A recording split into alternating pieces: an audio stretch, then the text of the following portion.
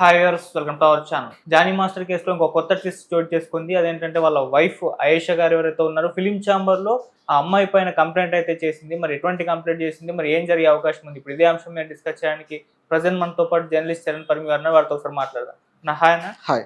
So ఇప్పుడైతే Johnny master గారు wife రంగంలోకి దిగి ఫిలిం ఛాంబర్ లో అమ్మాయికి గురించి కంప్లైంట్ చేసింది. అంటే గతంలో అన్నయ్య పిలుస్తుంది అని ఆమె చెప్పేది. ఇప్పుడు ఆమె ఇటువంటి ఆరోపణలు చేసింది అని చెప్పేసి చెప్తుంది. మరి ఇంకేంటి ఈ కంప్లైంట్ చేసింది కదా, దీని వల్ల ఎటువంటి పరిణామాలు చోటు చేసుకునే ఛాన్స్ ఉంది? ఫిలిం ఛాంబర్ వాళ్ళు రంగంలోకి దిగితే వాళ్ళు ఎటువంటి యాక్షన్ ఏమైనా తీసుకునే అవకాశం ఉందా? ఏం జరిగే అవకాశం ఉంది? నిజానికి ఆవిడ కంప్లైంట్ అనేది ఫిలిం ఛాంబర్కి ఇంత లేట్గా ఇవ్వడం ఇప్పుడు కొద్దిగా ఆశ్చర్యకరం. ఎందుకంటే జానీ మాస్టర్ రిమాండ్ కూడా నిన్నటితో పూర్తవుతూ ఉంటే మళ్ళీ పొడిగించారు కూడా. రిమాండ్ పొడిగించడం జరిగింది. సో ఆయన మళ్ళీ కస్టడీలోకి తీసుకున్నారు. సరే, మళ్ళీ జైలుకి తరలించడం జరిగింది. సో ఇన్ని జరుగుతూ ఉంటే ఇప్పుడు ఆవిడ ఎందుకు నిన్న కంప్లైంట్ ఇవ్వాల్సి వచ్చింది అనేది ఆశ్చర్యకరంగా ఉంది. ఓకే, బహుశా ఇది ఒక స్ట్రాటజీ అనుకోవచ్చు. ఎందుకంటే ఇంత లేట్గా ఇవ్వడం అనేది స్ట్రాటజీ లాగానే ఫీల్ అవ్వాలి. ఎందుకంటే ఆవిడ మీద నిజంగానే అంత ఇదిగా ఫోర్స్ఫుల్గా ఆవిడ చేసి ఉంటే మరి ముందే ఎందుకు కంప్లైంట్ ఇవ్వలేదు? లేకపోతే ఆమె కంప్లైంట్ ఇచ్చినప్పుడే ఎందుకు ఈ వాదనలన్నీ వినిపించలేదు? నిజానికి కొన్ని వినిపించింది. అంటే ఆమె నన్ను ఇబ్బంది పెట్టింది, జానీ మాస్టర్ని పెళ్లి చేసుకుంటానని చెప్పేసి ఆవిడే ఒత్తిడి చేసింది అనేది వినిపించింది. కాకపోతే తాను డిప్రెషన్కి గురయ్యి సూసైడ్ అటెంప్ట్ దాకా వెళ్ళాను, అక్కడ నుంచి బయటకు వచ్చాను నేను అని చెప్పేసి ఆవిడ చెప్తున్నారు.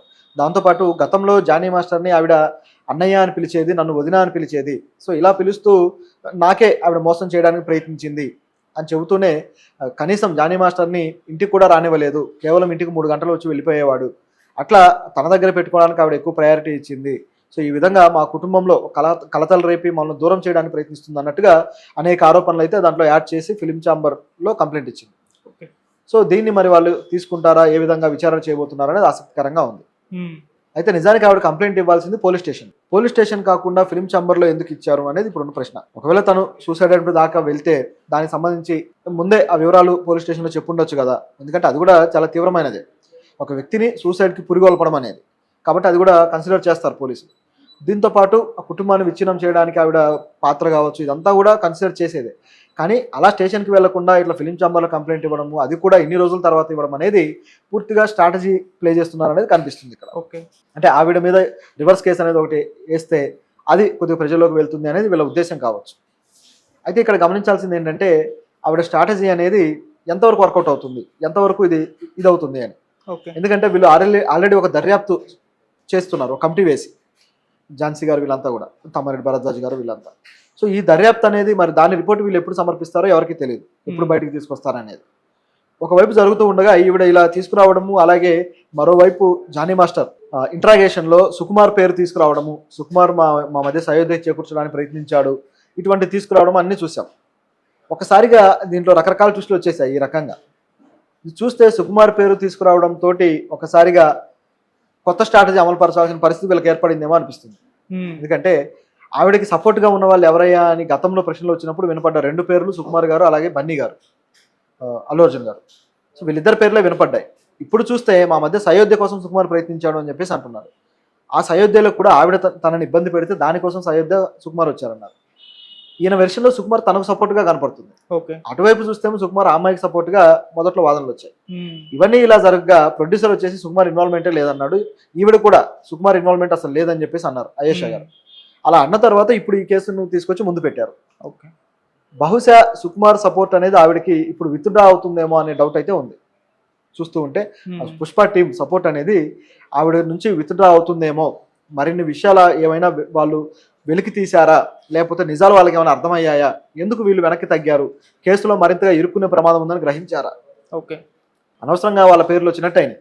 అంటే దాంట్లో వాళ్ళ పొరపాటు కూడా ఉందనుకోవాలి. ఎందుకంటే ఇక్కడ ఒక ఇంట్రెస్టింగ్ ఫ్యాక్టర్ ఉంది. ఎప్పుడైతే ఆవిడ బయటికి చెప్పిందో శ్రేష్ఠి, ఆవిడకి కాల్స్ వెళ్ళి ఇట్లా సుకుమార్ గారు అలాగే అల్లు అర్జున్ గారు ఆవిడకి అవకాశాలు ఇస్తున్నారు, ఆవిడకి వర్క్ అష్యూరెన్స్ ఇచ్చారు అని చెప్పేసి వీళ్ళు బయట పెట్టారు. ఆ తర్వాత సోషల్ మీడియాలో వైరల్ అయింది. ఈ విధంగా వైరల్ అయింది. కానీ మనం గమనించాల్సిన విషయం ఏంటంటే ఆవిడ కొత్తగా అవకాశం ఇవ్వడం కాదు, ఆల్రెడీ ఆవిడ పుష్ప టీంలో పనిచేస్తున్నారు అని. గొడవ జరిగిందే అక్కడ అని చెప్పేసి జానీ మాస్టర్ వ్యాఖ్యలతో క్లియర్ అయింది. కొత్తగా వాళ్ళు అవకాశం ఇచ్చేది ఏం లేదు. అంటే ఆవిడ ఏదో ఎక్కడో దగా పడితే వీళ్ళు వచ్చి ఆదుకున్నట్టుగా వీళ్ళు క్రియేట్ చేసి చెప్పారు. కానీ గమనించి చూస్తే ఆవిడ దగా పడిన సెట్ కూడా పుష్ప సెట్టే. ఆవిడకి ఏం జరిగింది అనేది పుష్ప సెట్లో ఉన్నారో తెలుసు. ఆవిడకి ఆల్రెడీ అవకాశం ఇచ్చి పుష్ప టీంలో ఆవిడని చేర్చుకొని ఆవిడ వర్క్ అనేది తీసుకున్నారు. వాళ్ళు లేడీ కొరియోగ్రాఫర్గా ఆవిడ వర్క్ నుంచి ఆల్రెడీ తీసుకుంటూ ఉన్నారు. తీసుకుంటూ ఉండగా ఆవిడకి ఆల్రెడీ రెమ్యునరేషన్ కూడా పే చేస్తూ ఉండగా ఆవిడతో ఆల్రెడీ వర్క్ చేస్తూ ఉండగా మళ్ళీ సపరేట్గా ఆవిడకి మేము వర్క్ ఇస్తాము, ఆపర్చునిటీస్ ఇచ్చి ఆదుకుంటామని ఎందుకు స్టేట్మెంట్ ఇచ్చారు? ఓకే. ఇది ఇక్కడ డౌట్ వచ్చేది. ఆల్రెడీ వర్క్ ఇచ్చారు, మళ్ళీ కొత్తగా వర్క్ ఇస్తామని ఎందుకు స్టేట్మెంట్లు ఇచ్చారు? సో ఆవిడ వెనకాల మేము ఉన్నాము అని చెప్పడం కోసం ఏమైనా సిగ్నలా? ఆవిడ విషయంలో మనెవరికి తెలియని నిజం మరొకటి ఏమన్నా ఉందా? దాన్ని కప్పిపుచ్చడానికే వీళ్ళు దీన్ని ముందుకు తీసుకొచ్చారా అనే ప్రశ్నలు అయితే వస్తాయి. ఎందుకంటే అలా ఒక్కసారిగా ట్విస్ట్ చేసి చెప్పాల్సిన పని లేదు. ఆల్రెడీ వర్క్ ఇచ్చారు, మేము ఆల్రెడీ ఆవిడకి వర్క్ ఇచ్చాము అని చెప్పొచ్చు ధైర్యంగా. అలా కాకుండా వర్క్ ఇవ్వబోతున్నాము అని చెప్పారు. సో ఇక్కడ డౌట్ వస్తుంది. సో వాళ్ళ స్టాండ్ అనేది ఇప్పుడు మారింది అనేది క్లియర్గా కనిపిస్తుంది. మొదట్లో ఆవిడ వైపు ఉన్నారు, ఇప్పుడు కొద్దిగా స్టాండ్ చేంజ్ అయింది అనేది డౌట్ వస్తుంది. సో దీంట్లో భాగంగా వాళ్ళని కేసు నుంచి పూర్తి స్థాయిలో ఇన్వాల్వ్ కాకుండా పక్కన పెట్టడం కోసం చర్యల్లో భాగంగా ఆవిడ మీద ఈ విధమైన కేసు ఏమైనా ముందుకు తెచ్చారేమో అనిపిస్తుంది. సో మరి ఇప్పుడు అమ్మాయి ఇప్పటివరకు మీడియా ముందుకు వచ్చి మాట్లాడైతే లేదు.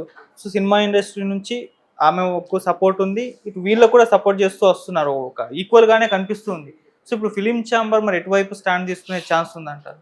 ఫిలిం ఛాంబర్ స్టాండ్ అనేది అక్కడ వచ్చే ఆధారాలను బట్టి డిసైడ్ అవుతుంది. అది మనం చెప్పడానికి లేదు. ఎందుకంటే అసలు ఆ అమ్మాయికి సంబంధించిన విషయంలో ఏం జరిగింది అనే ఆధారాలు సేకరిస్తున్నారు. వాళ్ళు ముందే అన్నారు కూడా వాళ్ళ ప్రెస్ మీట్లలో, జానీ మాస్టర్ తప్పు చేస్తే ఖచ్చితంగా శిక్షార్హుడే, మేము ఆ రిపోర్ట్లన్నీ సబ్మిట్ చేస్తాము. ఆయన్ని ఆల్రెడీ డిస్మిస్ చేశారు కూడా. అసోసియేషన్ అధ్యక్షుడి నుంచి అలాగే డాన్స్ మాస్టర్ కొరియోగ్రాఫర్స్ లిస్ట్ నుంచి కూడా ఆయన్ని తీసేయడం జరిగింది. ఆల్రెడీ ఆయన మీద చర్యలు జరిగిపోయాయి. ఇక జరగాల్సింది లీగల్ చర్యలు ఏవైతే కోర్టులో తేలాలి. సో కోర్టులో తేలాల్సిన విషయాల్లో ఫిలిం ఛాంబర్ తీసుకున్న నిర్ణయాలు ఏమీ లేవు. వాళ్ళు ఆల్రెడీ వాళ్ళ నిర్ణయాలు తీసేసుకున్నారు. ఆ రిపోర్ట్ అనేది ముందు పెడితే ఎవరు తప్పు ఎవరి ఒప్పు అనేది కొంతవరకు క్లారిటీ వస్తుంది, అంతే. ఇది పరిస్థితి. అయితే ఇక్కడ శిక్షలు పడతాయా లేదనే దాన్ని బట్టి ఫిలిం ఛాంబర్ నిర్ణయాలు కూడా మారతాయి. ఒకవేళ కోర్టులో అది సరిగా నిరూపణ అవ్వక శిక్షలు పడకపోతే ఫిలిం ఛాంబర్ నిర్ణయాలు ఇక్కడ మారిపోయి మళ్ళీ ఆయన తీసుకునే అవకాశాలు అయితే ఉంటాయి. ఇది ఇక్కడ కనిపిస్తూ ఉన్నది. ఇక సపోర్ట్ విషయంలో చూసుకుంటే రెండు వైపులా కూడా వాదనలు బలంగానే ఉన్నాయి. రెండు వైపులో కూడా తప్పులు కనిపిస్తున్నాయి. కేవలం ఒకరి తప్పని చెప్పడానికి లేదు, రెండు వైపులో పొరపాట్లు కనిపిస్తున్నాయి. కాబట్టి ఇది ఎటువైపు దారి తీస్తుంది అనేది ఇక కోర్టులో తేల్చాలి తప్పితే మనం ఇక్కడ కూర్చొని తేల్చేది అయితే కాదు. అని ఇప్పుడు చాలా మంది కూడా అమ్మాయి కంప్లైంట్ చేసింది కదా, మీడియా ముందుకు రావట్లేదు అని చెప్పేసి కూడా ఒక చర్చ అయితే జరుగుతుంది. అంటే మీడియాని తను ఫేస్ చేయలేక ఇష్టం లేదో మరి ఏంటో రీజన్స్, మరి దీనిపైన మీ ఒపీనియన్ ఏంటి? ఆవిడ కేసు పెట్టిన తర్వాత ఇంతవరకు కూడా బయటికి రాలేదు. ఆవిడ సంబంధించిన పాత వీడియోలు ఆవిడ ఆల్రెడీ జానీ మాస్టర్తో సినిమా చేసింది కాబట్టి ఆ వీడియోలు, ఆవిడ డాన్స్ ప్రాక్టీస్ చేసిన వీడియోలు మాత్రమే వైరల్ అవుతూ ఉన్నాయి. ఆమె ఫేస్ జనాలకు తెలియాలి కాబట్టి దాన్ని వైరల్ చేశారు. కానీ ఆవిడ బయటికి రావడానికి సిద్ధంగా లేదు. నేనైతే బయటికి రాలేను అని చెప్పేసి కరాఖండిగా చెప్పేస్తున్నారు. ఎందుకంటే ఆవిడ బయటికి వస్తే మీడియా ఛానల్స్ లో కూర్చొని మాట్లాడాల్సి వస్తుంది, ఆవిడ వెర్షన్ వినిపించాల్సి వస్తుంది. మరి ఆ వెర్షన్ వినిపించకుండా తనకు న్యాయం చేయమని అడగకుండా ఎందుకు ఈ విధంగా సైలెంట్ గా ఉన్నారనేది ఎవరికి అర్థం కావట్లేదు. ఎందుకంటే తన వాదన వినిపిస్తేనే ఎవరికైనా తెలుస్తుంది క్లియర్ గా. అలా కాకుండా రకరకాల స్పెక్యులేషన్స్ బయట వైరల్ అవుతూ ఉన్నాయి. మధ్యలో ఉన్న వ్యక్తులే మాట్లాడుతున్నారు తప్పితే ఆవిడ మాట్లాడడం లేదు. ఆవిడ ఓన్ గా మాట్లాడకపోవడానికి కారణం ఈ కేసు చాలా లేట్ గా పెట్టడమా ఏంటి అనేది డౌట్. ఎందుకంటే అత్యాచారం అనేది జరిగింది దాదాపు 3-4 ఏళ్ల క్రితం, దాదాపు 2 ఏళ్ళు ఖచ్చితంగా చెప్పాలంటే. ఎందుకంటే గత కొద్ది కాలంగా వాళ్ళిద్దరూ కలిసి కూడా లేరు. ఆవిడ ఎప్పుడో దూరంగా ఉన్నారు, ఆవిడ తన కొరియోగ్రఫీ చేసుకుంటూ వెళ్తున్నారు.